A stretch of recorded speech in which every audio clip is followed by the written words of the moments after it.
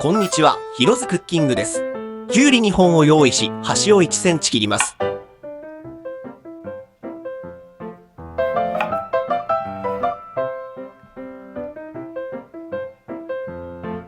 麺棒などで叩きます。きゅうりが割れるまでやります。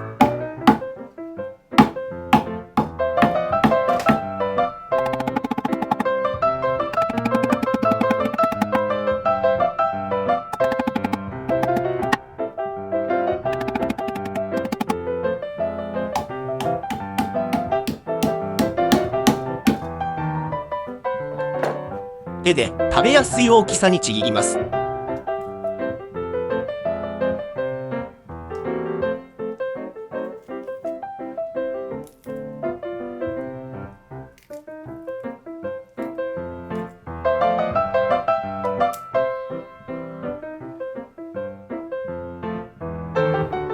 ちくわ3本を斜めに切ります。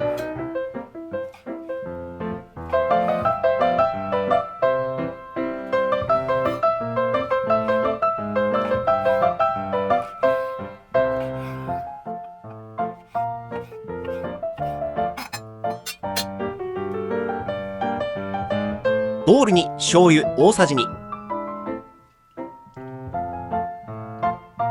ごま油大さじ1、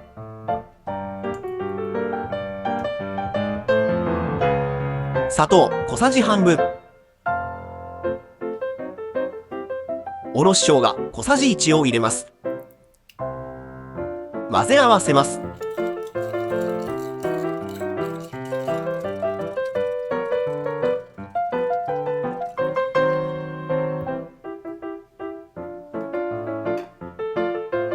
きゅうりを入れます。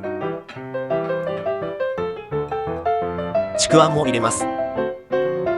混ぜ合わせます。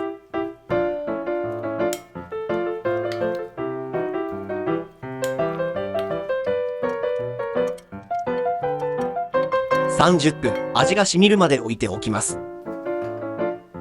白ごまをかけたらちくわとたたききゅうりの簡単しみ漬けの完成です。